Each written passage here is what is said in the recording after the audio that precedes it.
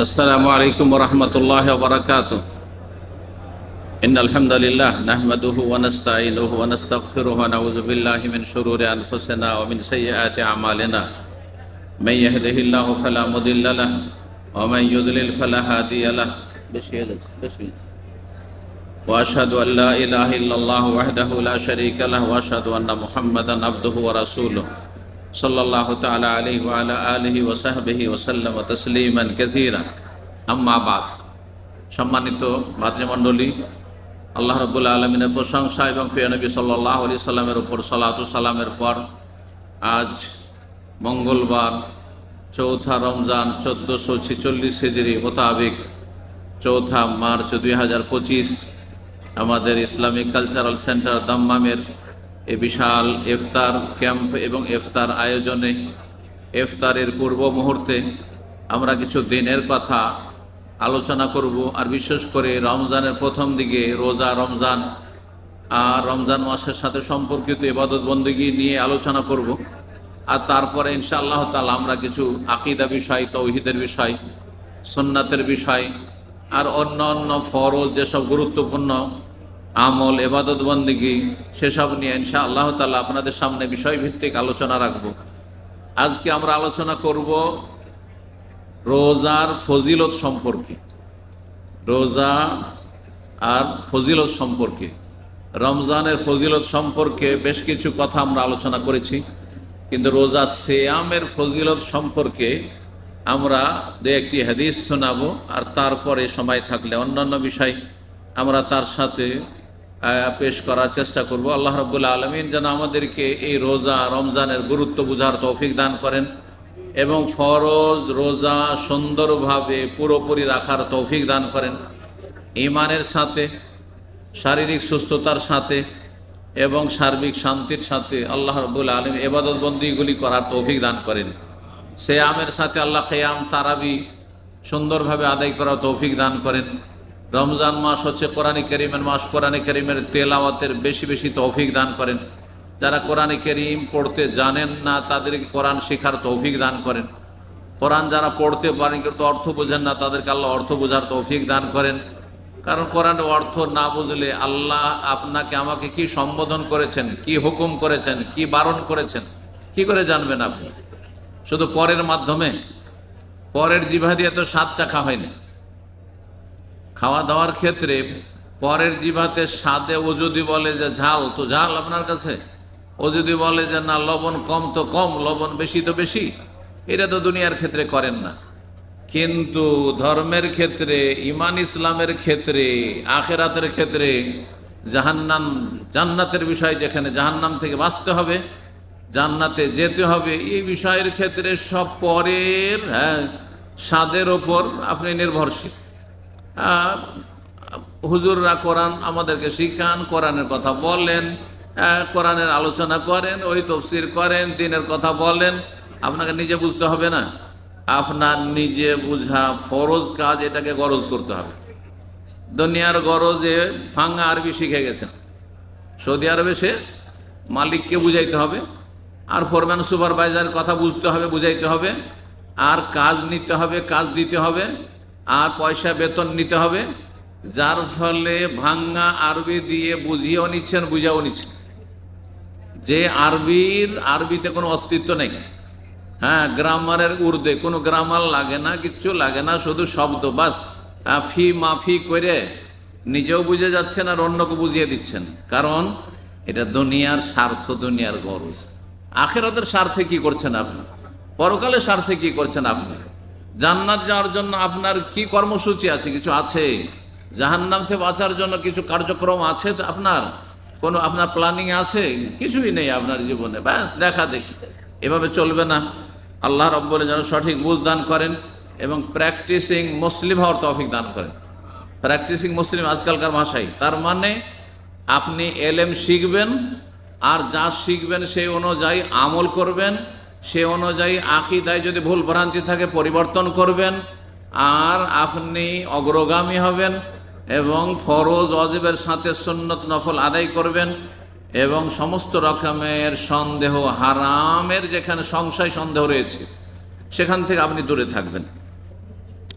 তো রমজান মাসের সিয়ামের ফজিলত সম্পর্কে, অন্য রোজা নফল সুন্নত রোজা, অন্য মাসের রোজা আর রমজানের রোজা, রমজানের রোজার ফজিলত অন্য রোজার চাইতে অনেক গুণে বেশি, অনেক গুণে বেশি। যেমন সুন্নত নামাজের চাইতে ফরজ নামাজের অনেক গুণে ফজিলত বেশি, এইরকমই ফরজ জাকাতের ফজিলত দান সাদকার চাইতে অনেক গুণে বেশি। যে কোনো ফরজ ইবাদত বন্দেগীর গুরুত্ব সবচাইতে বেশি, ফজিলতও বেশি। হাদিসে কুদসি আল্লাহ রাব্বুল আলামিনের বাণী রয়েছে হাদিসে, যা রাসূলুল্লাহ সাল্লাল্লাহু আলাইহি ওয়াসাল্লাম বর্ণনা করেছেন। তা দিয়ে শুরু করি। আবু হুরায়রা রাদিয়াল্লাহু তাআলা আনহু বলছেন, কালা রাসূলুল্লাহ সাল্লাল্লাহু আলাইহি ওয়াসাল্লাম, রাসূলুল্লাহ বলেন, কালা আল্লাহু আযজা ওয়া জাল, মহান আল্লাহ ইরশাদ করেন, কুল্লু আমালে ইবনে আদম লাহু, আদম সন্তানের সমস্ত আমল তার জন্য। তার জন্য মানে তাতে কিছু একটা অংশ আছে, হ্যাঁ, তাতে কিছুটা তার ভাগ আছে, তাতে দুনিয়াদারি এসে যাওয়ার সম্ভাবনা রয়েছে। লোক দেখানো, লোককে শোনানোর দিকগুলি সেখানে ফুটে উঠে, হতে পারে অধিকাংশ লোক তাতে আংশিকভাবে ও পুরোপুরিভাবে লিপ্ত হয়ে যায়, যার ফলে আমলকে নষ্ট করে ফেলে বা আমলের নেকিকে কমিয়ে ফেলে লোক দেখানো যখন কিছু নিয়ত হয়ে যায়। ইল্লা সিয়াম, তবে সিয়াম রোজা একেবারে ব্যতিক্রম। রোজা মানুষকে দেখানো যায় না। আল্লাহ বলছেন স্বয়ং যে সমস্ত আমলে বান্দার একটা অংশ আছে। নামাজ পড়েন, আপনাকে কেউ না কেউ দেখছে, অবশ্যই দেখবে।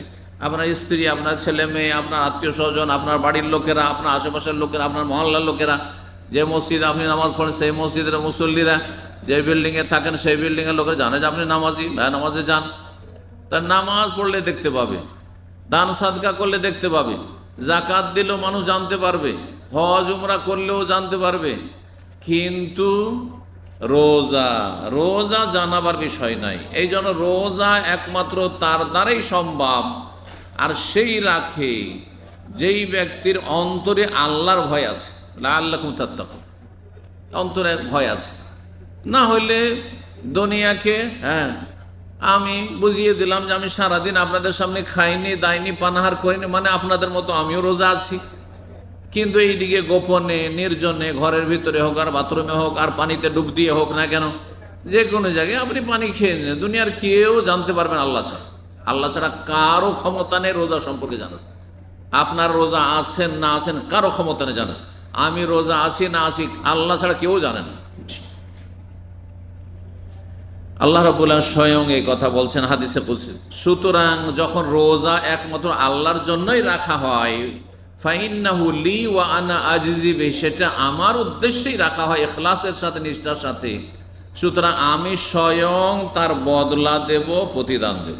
আল্লাহ নিজ হাতে রোজার নেকি সওয়াব পুরস্কার দেবেন।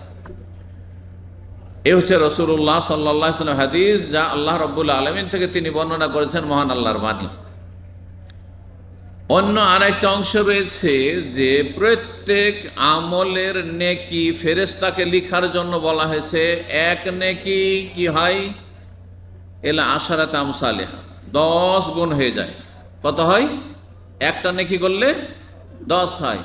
1 টাকা সাদকা করলে, 1 টাকা জাকাত দিলে, একটা হজ করলে 10 গুণ হয়, একটা উমরা করলে 10 গুণ হয় কমপক্ষে। এলা সাবে মেয়াতে দেফিন, সেটা বাড়তে বাড়তে কারো জন্য 100 হইলো, 200 হইলো, 300, 400, 500, 600। এলা সাবে ম্যাক্সিমাম সেটা সর্ব ঊর্ধ্বে 700 পর্যন্ত হয়ে যায়। তাহলে একটা নেকি, 1 রাকাতের নামাজের নেকি 700 পর্যন্ত পৌঁছিতে পারে। নবী সাল্লাল্লাহু আলাইহি ওয়াসাল্লাম এই হাদিস, এবং হাদিসে কুদসি আল্লাহ বলছেন, ইল্লা সিয়াম, তবে রোজা, ফাইন্নাহু লি ওয়া আনা আজজি বিহি, আল্লাহ বলছেন যে রোজা একমাত্র আমার সন্তুষ্টির জন্য, আমার ভয়ে, আমার কাছে কিছু পাওয়ার জন্য, মহাপুরস্কার নেওয়ার জন্য, জান্নাত যাওয়ার জন্য, জাহান্নাম থেকে বাঁচার জন্য রোজা রাখি। সুতরাং আমি তার বদলা দেব। এ হচ্ছে রাসূলুল্লাহ সাল্লাল্লাহু আলাইহি ওয়াসাল্লামের হাদিস। আল্লাহ বলছেন এই হাদিস কুদসিতে, ইয়াদা ও শাহওয়াতাহু ওয়া তুআমুহু মিন আজালি, একজন রোজাদার ব্যক্তি তার কাম বাসনা, তার যৌনাচার, স্ত্রীর সাথেই আছে, একই সাথে থাকছে, কিন্তু সেই ব্যক্তি সারাদিন যৌনাচার থেকে বিরত থাকছে, ওয়াতামাহু ওয়া শারাবাহু, পানাহার থেকে বিরত থাকছে। কার জন্য? মিন আজারি, আল্লাহ বলছেন শুধু আমার জন্য, কারো জন্য নাই, আমার জন্য। না নির্জনে স্বামী স্ত্রী কি করছেন কে জানবে? ছেলে মেয়েও জানতে পারবে না, এমনি ঘরে আছে। কিন্তু আপনি যৌনাচার করছেন না, যা হারাম, যাতে রোজা ভঙ্গ হবে, কাবিরা গুনাহ করবেন, আপনি দুনিয়া আখেরা ধ্বংস করবেন।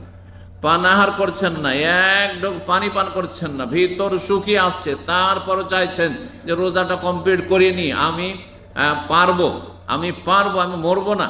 সুবহানাল্লাহ। এইভাবে অনেকেই কষ্ট করে রোজা রাখছে। যারা ভুক্তভোগী নয় আমরা বুঝতে পারবো না, কারণ ঠান্ডায় থাকছি, ঠান্ডা মৌসুমে থাকছি, ঠান্ডা জায়গায় থাকছি। কিন্তু যারা রোদরে সারাদিন কাজ করছে, মেহনতের কাজ করছে, তাদের অবস্থা দেখেন যে তারা অনেকেই এত তাদের ঈমান মজবুত যে ইচ্ছা করলে রোজা ছেড়ে দিতে পারে, আল্লাহ ছাড়া কেউ তাদের ধরতে পারবে না। তারপরও কষ্ট করে একেবারে কঠিন অবস্থা হয়ে যাচ্ছে, তারপর রোজা ছাড়ছে না। এরকম দু একজন ভাই আমার সামনে এসে বলছেন যে সাহেব, আজকে ভিতরটা এমনভাবে শুকিয়ে আসছে যে সবই মনে হচ্ছে শুকিয়ে গেছে, একেবারে শেষ অবস্থা, তারপরেও রোজা ছাড়ছেন না। কার জন্য? আল্লাহর জন্য। সুতরাং স্বয়ং আল্লাহ তার বদলা দেবেন। রাসূলুল্লাহ সাল্লাল্লাহু আলাইহি সাল্লাম আরো এই হাদিসটিতে বলছেন, ওয়াসিয়ামু জান্নাতুন, রোজা হচ্ছে ঢালের মতো, বর্মের মতো। ঢাল কি করে? যখন ঘোড়ার পিঠে যুদ্ধ ছিল, উটের পিঠে যুদ্ধ ছিল, তখন এক হাতে তরবারি আর এক হাতে ঢাল ধরে থাকতো, যে শত্রু যখন আঘাত করবে তখন ঢাল দিয়ে প্রতিহত করবো বা নিজেকে আত্মরক্ষা করবো, আত্মরক্ষা করে নিজেকে রক্ষা করব।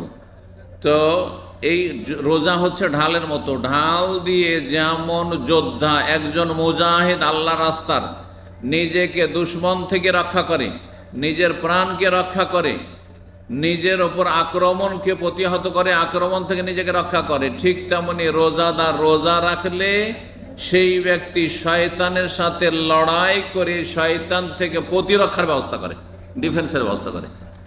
শয়তান তাকে বিভ্রান্ত করতে পারবে না যদি সত্যিকার ইখলাসের সাথে রোজা রাখে। আর একটি অর্থ হচ্ছে যে রোজা ঢালের মতো। সুতরাং যেমন ঢাল যেমন যোদ্ধাকে রক্ষা করে, তেমনি রোজা মানুষকে গোনা থেকে বাঁচার জন্য প্রশিক্ষণ দিয়ে থাকে। সারাদিন ধরে আপনি এত সুন্দর সুন্দর খাবার, এত সুন্দর সুন্দর পানি এবং পানীয় জুস ইত্যাদি, চা কফি, কত রকমের আপনার অভাব নাই ঘরে, তারপরেও কিছুই খাচ্ছেন না, এক ফোঁটাও খাচ্ছেন না, একটা দানাও খাচ্ছেন না। আপনি কিসের জন্য? যে এটি হারাম গুনার কাজ। রোজার দিনে এই ভালো জিনিসগুলি যদি খাই, তাহলে যেগুলি সব সময় হারাম, সুদ খাওয়া শুধু রমজানে হারাম, না সারা বছর হারাম, সারা জীবন হারাম, তাই না? ঘুষ খাওয়া সবসময় হারাম, পরে টাকা পয়সা বেইমানি করা, ধার নিয়ে উধাও হয়ে যাওয়া, না দেওয়া, সব সময় হারাম। বেইমানি করা, কারো জমি জায়গা দখল করে নেওয়া, কাউকে মারধর করা, কাউকে খুন করা, কারো হক নষ্ট করা, কারো মান ইজ্জত নষ্ট করা, ইত্যাদি ইত্যাদি, যত আল্লাহ এবং রসুলের নাফরমানি এবং যেগুলি পাপ, এমনকি সামাজিকভাবে যেগুলি পাপ বলে স্বীকৃত, সামাজিকভাবে যেগুলো ক্রাইম বলে, অপরাধ বলে স্বীকৃত, সেগুলোর জন্য তো শরীয়ত লাগে না। কারণ কমন সেন্সে বুঝছেন যে এগুলো মানুষের কাজ না, সমাজ বিরোধী কাজ। যেমন চুরি করা, ডাকাতি করা, ছিনতাই করা, বেঈমানি করা, আত্মসাৎ করা, মারামারি করা, কলহ বিবাদ করা, খুন করা, জেনা করা, ধর্ষণ করা, ব্যভিচার আর মদ খাওয়া, এগুলো সামাজিক অপরাধ। হিরোইন গাঁজা খাওয়া সামাজিক অপরাধ, সোশ্যাল ক্রাইম। এগুলি অমুসলিমও জানছে যে এগুলি হচ্ছে ক্রাইম, আর এরা হচ্ছে ক্রিমিনাল। কিন্তু ইসলামে শুধু এগুলি ক্রাইম নয়, এছাড়াও ইসলাম যেহেতু জীবনের প্রতিটি দিককে সামিল, ইসলাম হচ্ছে পূর্ণাঙ্গ জীবন বিধান, সুতরাং ইসলামে আকীদা নষ্ট করলে সবচাইতে বড় ক্রিমিনাল। যেই ব্যক্তি শিরিক করে সেই ব্যক্তি সবচাইতে বড় অপরাধী। যেই ব্যক্তি দুর্গা দরগাকে সেজদা করে, মাজারে সেজদা করে, মূর্তিকে সেজদা করে, গাছকে সেজদা করে, পাথরকে সেজদা করে, অথবা আল্লাহ ছাড়া অন্যের কাছে সাহায্য চায়, জিনের কাছে সাহায্য চায়, আর গণকের কাছে সাহায্য চায়, ভবিষ্যৎ জানতে চায়, সেই ব্যক্তি সবচেয়ে বড় অপরাধী। সবচেয়ে বড় অপরাধী যে আকীদা নষ্ট করে, সে সবচেয়ে বড় অপরাধী। যে ব্যক্তি জানে না যে আল্লাহ কোথায়, যে বলে আল্লাহ সর্বত্র বিরাজমান, হ্যাঁ, কলবে কলবে আল্লাহ, কলবুল মোমেন আরশুর রহমান, মোমেনের কলবে আল্লাহর কত আল্লাহ আছে যে আপনার কলবে, আমার কলবে, সবার কলবে, হ্যাঁ, আর সব কিছুতে বিরাজমান, কুকুর শ্রীকাল সব কিছুতে আল্লাহ বিরাজমান, সর্বত্র বিরাজমান, সব কিছুতে বিরাজমান। আউযু বিল্লাহ। তাহলে এই ব্যক্তি আকীদার মূর্খ, যে আকীদার মৌলিক বিষয়টি জানে না, ইসলামের মৌলিক বিষয় জানে না, যার ধারণা আল্লাহ সর্বত্র বিরাজমান মানে হিন্দুদের ধর্ম। কারণ হিন্দুরা সব কিছুরই পূজা করে, কারণ তাদের ব্রহ্মা তাদের ধারণায় সব কিছুতে। সুতরাং পাথর পূজা করলেও ব্রহ্মার পূজা হয়, আর গাছের পূজা করলেও ব্রহ্মার পূজা হয়, আর আপনার ওই লিঙ্গ পূজা করলেও ব্রহ্মার পূজা হয়, আর ও গাভী গরুর পূজা করলেও ব্রহ্মার পূজা করা হয়। সুতরাং সব কিছুর পূজা করে, সব কিছু তাদের কাছে পূজনীয়। বাপও তাদের কাছে পূজনীয়, মাও তাদের কাছে পূজনীয়, আমাদের কাছে পূজনীয় না। হ্যাঁ, তাদের আনুগত্য করা ফরজ, কিন্তু তারা তাদের এবাদত চলবে না। একমাত্র এবাদত কার জন্য? আল্লাহর। যে এই কথা জানলো না, যে আল্লাহ কোথায় জানলো না, আল্লাহ রাব্বুল আলামিন সম্পর্কে সঠিক ধারণা রাখলো না, সে সবচেয়ে বড় অপরাধী। যে রসুল সম্পর্কে সহি কথা জানলো না, রসুল সম্পর্কে ভ্রান্ত কথা জানে, সে সবচেয়ে বড় অপরাধী। কিন্তু সেটি সামাজিক অপরাধ নয়, কারণ অমুসলিমদের কাছে তো ইসলামের কোনো জ্ঞান নেই, আল্লাহর বিধানের কোনো জ্ঞান নেই, আসমানি সিলেবাসের কোনো জ্ঞান নেই, যার ফলে সেগুলিকে সামাজিক অপরাধ বলেনি তারা। না হলে এগুলি সবচেয়ে বড় অপরাধ। যেই ব্যক্তি রসুলের হক নষ্ট করলো, সে আমার হক যে নষ্ট করে তার চেয়ে বড় অপরাধী। হ্যাঁ, সে তার চেয়ে বড় অপরাধী। কারণ রাসূলুল্লাহ সাল্লাল্লাহু আলাইহি ওয়াসাল্লাম বিশ্বের সমস্ত মানুষের জন্য হিতাকাঙ্ক্ষী। আপনার আমার বাবা মায়ের চাইতেও বেশি আমার জন্য, আপনার জন্য হিতাকাঙ্ক্ষী, রাহমাতুল লিল আলামিন। তিনি রহমত।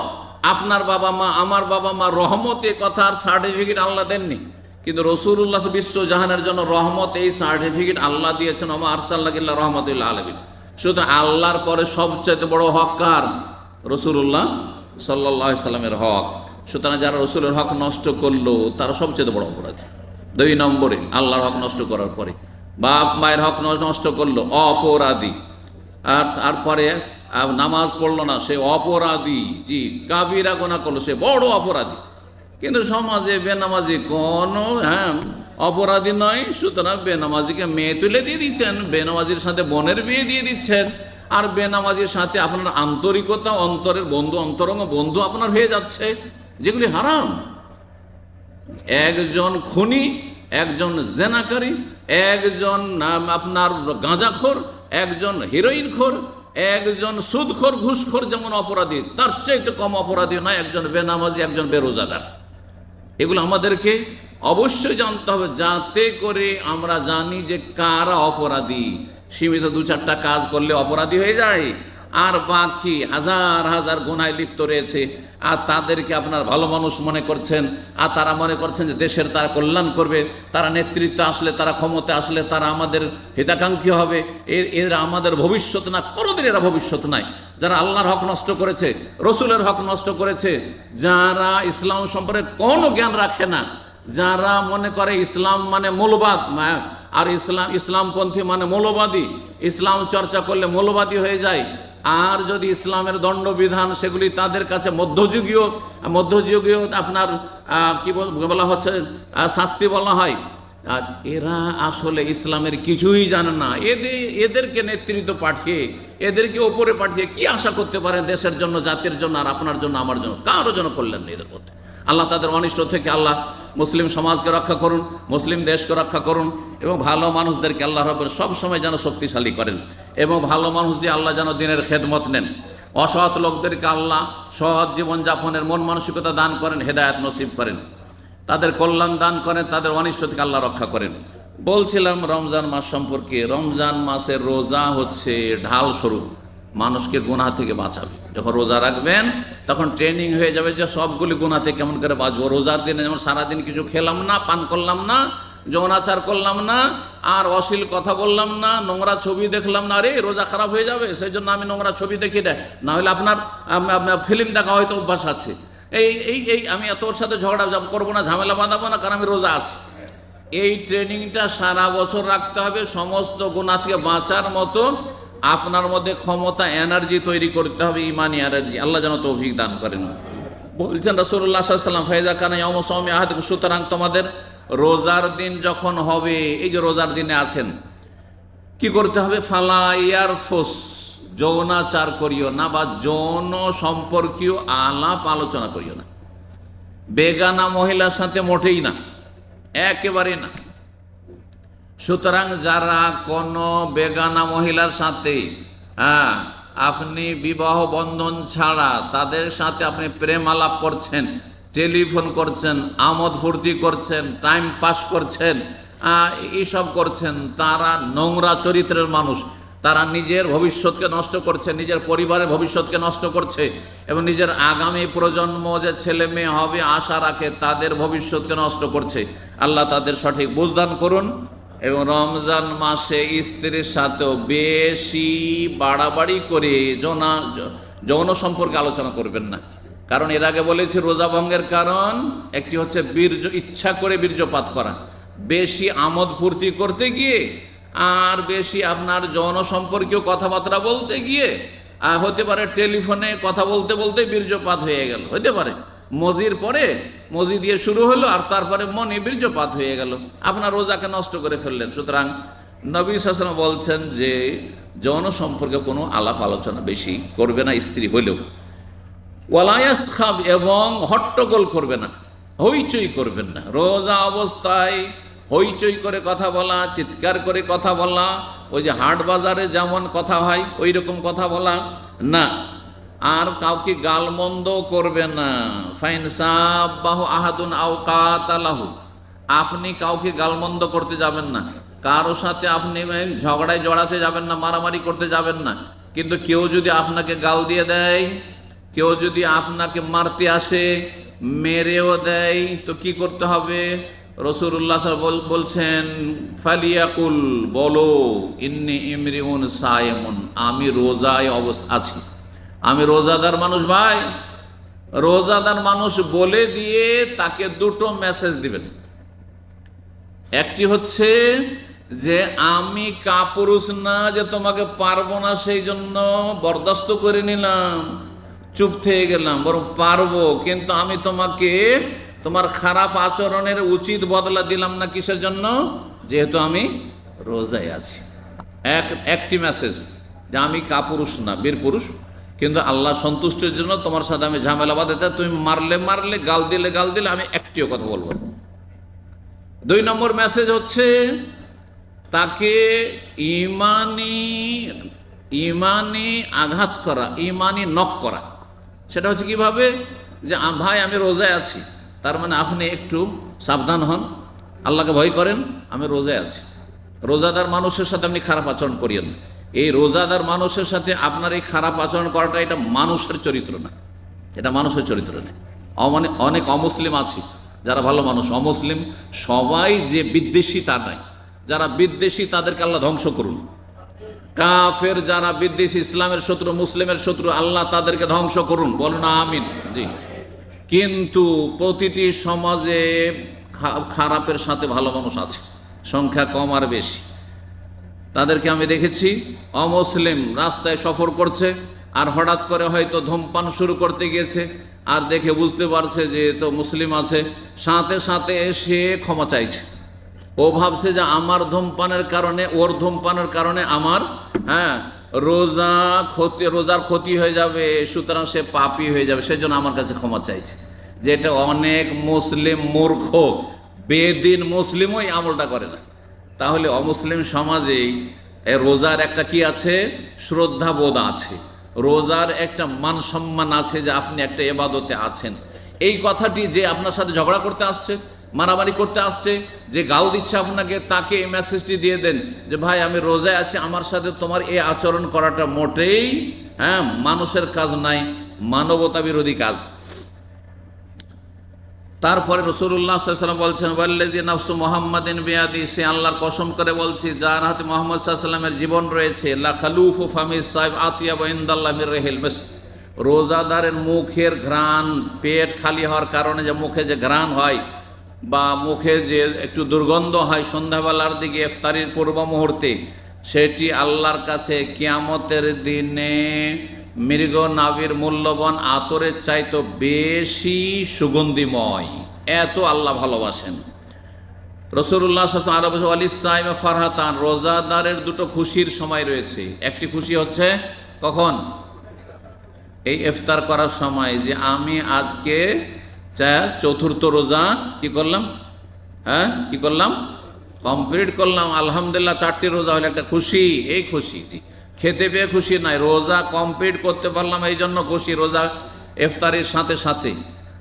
আর একটি খুশির মুহূর্ত হচ্ছে ইনদা লিকায়ে রব্বিহি, যখন আল্লাহর সাথে হাসরের ময়দানে মোলাকাত হবে একজন মুমিন মুসলিম রোজাদারের, তখন যে আল্লাহ মহাপুরস্কার দিয়ে সম্মানিত করবেন, তাতে অত্যন্ত খুশি হবে। নবী সাল্লাল্লাহু আলাইহি সাল্লাম আরও বলেছেন রোজাদার সম্পর্কে, যে রোজাদারের জন্য স্পেশাল একটি দরজা রয়েছে জান্নাতের। সে দরজার নাম কি? রাইয়ান। মাশাআল্লাহ, এই হাদিসটা সবাই জানেন, কিন্তু এটা দেখেছি যে আমাদের দেশের মানুষ নামাজ রোজা না জানলে অন্তত জানে যে রোজাদারের জন্য স্পেশাল ভিআইপি একটা গেট আছে জান্নাতে, ওর নাম হচ্ছে রাইয়ান। রাইয়ান নাম কেন? এই দরজার নাম রাইয়ান কেন? হাদিসে আছে যে যারা বেশি বেশি নামাজ পড়েছে, মানে ফরজের পরে বেশি বেশি নফল সুন্নত পড়েছে, তাদেরকে বাবুস সালাত দিয়ে ডাকা হবে। যারা আপনার দান সাদকা বেশি বেশি করেছে, বাবুস সাদাকা, ওর নাম সাদাকা। যারা জিহাদ করেছে তাদেরকে বাবুল জিহাদ দিয়ে ডাকা হবে। এইভাবে বিভিন্ন এক একটি দরজা, 8টি দরজার আলাদা আলাদা নাম। কিন্তু রোজা যে বেশি বেশি রেখেছে, ফরজ রোজার সাথে নফল রোজা যে বেশি বেশি রেখেছে আর ফরজে কোনোদিনই ঘাটতি করেনি, তাকে ডাকা হবে বাবু সিয়াম। বলেননি, কি বলেছেন? বাবুর রাইয়ান। এই জন্য বলেছেন রাইয়ুন মানে হচ্ছে পানি পান করার পরে যেটা বলা হচ্ছে সিক্ত হওয়া। জি হ্যাঁ, সিক্ত হওয়া। শরীর শুকিয়ে এসেছে সারাদিন রোজা রেখে, আর তারপরে যে শরীরটা সিক্ত হচ্ছে, আর আপনি পানি খাওয়ার পরে যে একটু তৃপ্তি পাচ্ছেন, যে আমার শরীরটা এখন আরাম পেয়েছে, এখান থেকেই নামকরণ হয়েছে এই দরজার, জান্নাতের বাবুর রাইয়ান। স্পেশাল গেট দিয়ে আল্লাহ রাব্বুল আলামিন যারা রোজাদার তাদেরকে জান্নাতে নিয়ে যাওয়ার নির্দেশ দেবেন ফেরেশতা মালায়েকাকে। রোজা যারা রাখেন না তারা শুনে নেন ভালো করে। আরও দুঃখের বিষয় যে এক সময় দেখেছি, আল্লাহ না করে এই এখন ঠান্ডার মৌসুম আর ছোট দিন, মাত্র 13 ঘন্টা, এক সময় 17 ঘন্টা রোজা রেখেছিলাম। 17 ঘন্টায় দামামে রোজা রেখেছি। আর কি গরম এখানকার, আর কি হিউমিডিটি, আপনাদের তো জানা আছে যারা পুরাতন মানুষ, এখানে কি গরম আর কি একটা অশান্তি গরমে। তো সেই সময়গুলিতে বা গত বছরগুলিতে, এমনকি এই দিনও যারা বেদিন তারা এখনো রোজা ছাড়তে পারে, রোজা রাখে না আর ইফতারিতে এসে ইফতার খায়। এইরকমও খবর আমাদের কাছে আছে। তাদের রুমমেটদের থেকে, তাদের বিল্ডিংয়ে যারা বসবাস করে, এক ভাই এসে বলছে এই কয়েক বছর আগে এইরকম ইফতার কামবে এই জায়গায়, বলছেন যে শেখ আমার বিল্ডিংয়ে আমার ছাড়া কেউ রোজা রাখে না। ইন্না লিল্লাহ। আচ্ছা, তারপরে জানেন যে সবাই এখানে ইফতার করতে আসে। ইন্না লিল্লাহি ওয়া ইন্না ইলাইহি রাজিউন।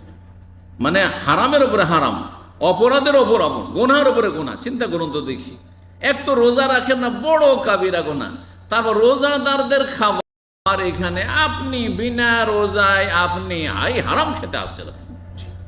ভালো করে শোনেন, রোজা না রাখলে কি শাস্তি রয়েছে। জিবরাইল আলাইহিস সালাম একদিন রাসূলুল্লাহ সাল্লাল্লাহু আলাইহি ওয়াসাল্লামের কাছে আসলেন। নবী সাল্লাল্লাহু আলাইহি ওয়াসাল্লাম সেই সময় মেম্বারে চাপছিলেন। নবী সাল্লাল্লাহু আলাইহি ওয়াসাল্লাম মেম্বারের সিঁড়ি কয়টি ছিল? 3টি সিঁড়ি ছিল।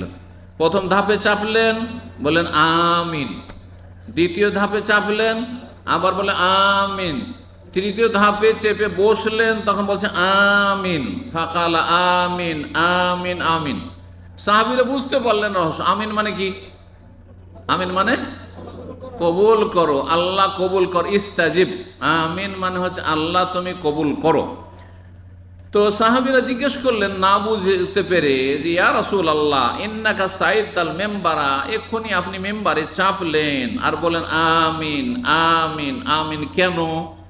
তখন রাসূলুল্লাহ বললেন ইন্না জিবরিল আলাইহিস সালাম আতানি, আজকে জিবরাইল আলাইহিস সালাম এক্ষুনি আমার কাছে এসেছিলেন। আর আসার পরে বললেন যে 3 শ্রেণীর মানুষকে ধ্বংসের দোয়া দাও, আল্লাহর লানত অভিশাপের দোয়া দাও, আল্লাহর রহমত থেকে তারা বঞ্চিত, তাদের সর্বনাশ হোক, তারা ধ্বংস হোক, এই বদদোয়া দাও। আমি বদদোয়া দিচ্ছি জিবরাইল, আর তুমি মুহাম্মদ সাল্লাল্লাহু আলাইহি সাল্লাম আমিন বলো আমার দোয়ার উপর। এই কথা বললেন। তখন আমি এই 3টি গুনার ক্ষেত্রে আমিন আমিন আমিন বললাম যে যারা এই রকমের পাপী তাদেরকে তুমি ধ্বংস করো, তাদেরকে রহমত থেকে বঞ্চিত করো এবং তাদের সর্বনাশ হোক। জি,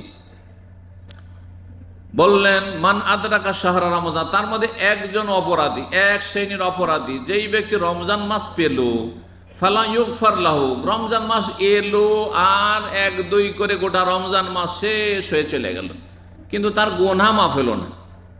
গত বছরের গোনা, তার আগের বছরগুলির গোনা, সব গোনার বোঝা থেকেই গেল, গোনার ক্ষমা নিতে পারল না।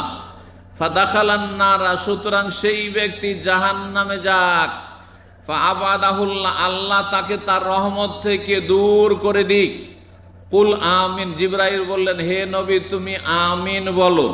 ফাকুল তো আমিন, নবী সাল্লাল্লাহু আলাইহি ওয়াসাল্লাম বললেন যে আমি তখন আমিন বললাম। শুনলেন বদদোয়াটি?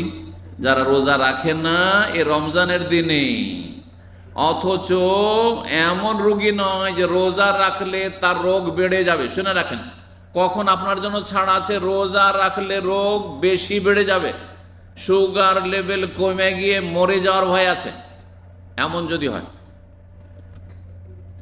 অথবা যে কোনো অন্য কোনো রোগ আছে যাতে মরে যাওয়ার ভয় আছে, প্রাণনাশের ভয়, অথবা রোগ বৃদ্ধি হওয়ার ভয় রয়েছে, তাহলে রোজা ছাড়তে পারবেন। অস্থায়ী রোগী ভালো হলে কাজা করতে হবে, আর স্থায়ী রোগী হলে তখন ফিদিয়া দিয়ে মুক্তি পাবেন আপনি। জি, ফিদিয়ার মাসাইল ইনশাআল্লাহ তাআলা আগামীতে আলোচনা করব। এক রোজার বদল একজন মিসকিনের খাবার দেবেন, সেটা পাক করে দেন, অথবা সহজ কথায় 1.5 কিলো করে চাউল, আধা সা 1.5 কিলো করে চাউল বা গম খাবার দিয়ে দেন। তার সাথে আরও কিছু যদি দেন আপনি, তরি তরকারির জন্য আমাদের দেশের মানুষরা যেহেতু ভাত খাওয়া অভ্যস্ত, তো সেটা আরও ভালো, বেশি দিলে কোনো দোষ নেই, কিন্তু সর্বনিম্ন 1.5 কেজি করে চাউল দিতে হবে। তাহলে 1 মাসের রোজা, যারা অত্যন্ত বেশি বৃদ্ধ হয়ে গেছেন, বার্ধক্যের কারণে রোজা রাখতে পারছেন না, অথবা অসুস্থতার কারণ, স্থায়ী অসুস্থতার কারণ রোজা রাখতে আর পারছেন না, আর ভালো হবেন না, ডাক্তার বলছে ভালো হবে না, আর গত রমজানও পারেননি, এইরকম যদি পরিস্থিতি হয় তাহলে কি করতে হবে? 30 রোজায় 30 ডেড়ে কত দিতে হবে? 45 কেজি চাউল একজন গরিবকে দিতে পারেন, আবার কয়েকজন গরিবকে দিতে পারেন, 30 জনকে দিতে পারেন। জি, আবার খাওয়াতেও পারেন। কিন্তু আমাদের সেটা ভুল ধারণা আছে, মনে করে যে রোজা রাখাচ্ছি বদলি রোজা, না না, বদলি রোজা হয় না, এই বদলি হজের মতো বদলি রোজা হয়নি। এই ভাষাটি ভুল এবং কথাটিও ভুল, তথ্য ভুল। বদলি রোজা বলে কিছু নেই, ফিদিয়া মানে আপনি মুক্তি লাভ করছেন মিসকিনের খাবার দিয়ে।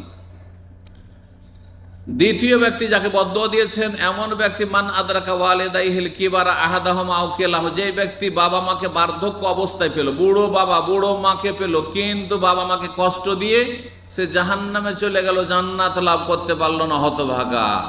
আল্লাহ তাকে ভালো একটা চান্স দিয়েছে, সুযোগ দিয়েছিল যে বাপ মাকে বুড়ো অবস্থায় পেয়েছো, জান্নাত নিয়ে নাও, তাদের খেদমত করে, তাদের সেবা যত্ন করে, তাদের পরিচর্যা করে, তাদের খাবার দাবারের যত্ন নিয়ে, তাদের থাকার জায়গায় ভালো ব্যবস্থা দিয়ে, এক কথায় তাদের সেবা করে, তাদেরকে সন্তুষ্ট রেখে জান্নাত নিয়ে যাও, কিন্তু হতভাগা জাহান্নামী হয়েছে। সুতরাং আল্লাহ তাকে জাহান্নামে দেবেন এবং আল্লাহ তাকে রহমত থেকে দূর করুন। নবী সাল্লাল্লাহু আলাইহি ওয়াসাল্লামকে বললেন জিবরাইল যে আমিন বলুন, আমি বদদোয়া দিলাম। তৃতীয় ব্যক্তি, যেই ব্যক্তি রাসূলুল্লাহ সাল্লাল্লাহু আলাইহি ওয়াসাল্লামের নাম শোনে কিন্তু একবারও দুরূদ পড়ে না, এক মজলিসে কমপক্ষে একবার পড়তে হবে। এক মজলিসে, এই যে আমরা আজকে মজলিসে ধরেন আধা ঘন্টা 40 মিনিট বসলাম, একবার নবীর নাম বহুবার শুনছেন ধরেন, একবার পড়ে নিলে ফরজ ওয়াজিব আদায় হয়ে যাবে, গুনাহগার হবেন না। আর প্রত্যেকবার যখনই নবীর নাম আসবে তখন যদি বলেন ছোট্ট দুরূদ সাল্লাল্লাহু আলাইহি ওয়াসাল্লাম, তাহলে আপনি অনেক লাভ করলেন, আপনি অনেক বেনিফিট আপনার হইল। একবার নবীর জন্য দোয়া করলেন, দরুদ হচ্ছে নবীর জন্য দোয়া, আর কত গুণ পেলেন? 10 বার আল্লাহর রহমত নাজিল হবে, 10 গুণ আল্লাহর পক্ষ থেকে আপনি বেশি পাবেন। নবী সাল্লাল্লাহু আলাইহি ওয়াসাল্লামের হাদিস, মান সাল্লা আলাইয়া সালাতান ওয়াহিদা, যে ব্যক্তি আমার উপরে একবার দরুদ পাঠ করবে, সাল্লাল্লাহু আলাইহি বিহা আশার, আল্লাহ তার উপর 10 গুণ রহমত বর্ষণ করবেন, বা 10 বার করে রহমত বর্ষণ করবেন। তাহলে 100 বার যদি দরুদ পাঠ করেন নবীর ওপর, তাহলে কত হয়ে যাবে? 110-এ 1000 হয়ে যাবে। এইভাবে চিন্তা করুন তো, যদি আপনি 1000 বার দরুদ পড়তে পারেন, বিশেষ করে জুমার দিনে এই সময়গুলোতে, আর বিশেষ করে যখন নবীর নাম আসছে, প্রত্যেকটি কথায় আয়াত হাদিস যখন আলোচনা করছে, দিনের কথা চলছে, নবীর নাম আসছে, বক্তারও উচিত বলবেন নবীর নাম আসলে সাল্লাল্লাহু আলাইহি ওয়াসাল্লাম, এবং শ্রোতারাও বলবেন সাল্লাল্লাহু আলাইহি ওয়াসাল্লাম। তাহলে 10 গুণ রহমত নাজিল হবে। যারা একবারও দরুদ পাঠ করেন না, যেমন আমাদের দেশে যারা সেকুলার, আমাদের দেশে যারা বেদিন, আমাদের দেশে যারা নাস্তিক, আমাদের দেশে যারা এই মিডিয়ায় যারা বামপন্থী ইসলামের শত্রু, এরা দেখেন মোহাম্মদ বলেছেন, মোহাম্মদ বলেছেন, হ্যাঁ নবী বলেছেন, এই ধরনের কথাবার্তা বলে, একবারও তাদের মুখে কোনো দরুদ নেই। তারপরে আমাদের দেশের বেদাতি বক্তাদের লক্ষণ, বেদাতি বক্তারা ওই রকমই, এরা নবীর নাম আসে, কিন্তু নবীজি বলেছেন, হুজুরে পাক বলেছেন, হ্যাঁ, কিন্তু সাল্লাল্লাহু আলাইহি ওয়াসাল্লাম বলেন না। এরা হতভাগা বক্তা। আল্লাহ রাব্বুল আলামিন তাদেরকে সংশোধনের তৌফিক দান করেন, এবং আপনাদেরকে বেশি বেশি নবী সাল্লাল্লাহু আলাইহি ওয়াসাল্লামের হক আদায় করা তৌফিক দান করেন। নবী সাল্লাল্লাহু আলাইহি ওয়াসাল্লামের একটি গুরুত্বপূর্ণ হক হচ্ছে দরুদ পেশ করা, আল্লাহ যেন তৌফিক দান করেন। আর না হইলে যদি নবীর হক নষ্ট করা হয়, তাহলে কঠিন শাস্তির সম্মুখীন হইতে হবে। এখানে আজকের আলোচনা শেষ করছি। এই হাদিসটি যে 3 বার করে আমিন বলার হাদিসটি ইবনে খুজাইমাতে রয়েছে, ইবনে হিব্বানে রয়েছে, এবং সহিহ তারগিব আল্লামা আলবানী রাহমাতুল্লাহ হাদিসটিকে সহিহ বলেছেন। এখানে আজকের আলোচনা শেষ করি। ওয়া জাযাকুমুল্লাহু খাইরান। এখন শেষ মুহূর্তে আপনারা বেশি বেশি দোয়া করেন। এই সময়টি দোয়া কবুলের সময়। দিন দুনিয়ার সার্বিক কল্যাণ আপনি আল্লাহর কাছে চাইতে পারেন। বাপ মায়ের জন্য দোয়া করেন, স্ত্রী ছেলে মেয়ের জন্য দোয়া করেন, আত্মীয় স্বজনদের জন্য দোয়া করেন, আপনার নিজের দুনিয়া আখিরাতের জন্য দোয়া করেন, আপনার নিজের হেদায়েতের জন্য দোয়া করেন। আল্লাহ হেদায়েত করেছেন, হেদায়েতের পর যেন আজীবন টিকিয়ে রাখেন, জান্নাতের পথে রাখেন, আল্লাহ যেন তৌফিক দান করেন। ওয়া জাযাকুমুল্লাহু খাইরান। ওয়া সাল্লাল্লাহু আলা নবিয়িনা মুহাম্মদ ওয়া আলা আলিহি ওয়া সাহবিহি আজমাইন।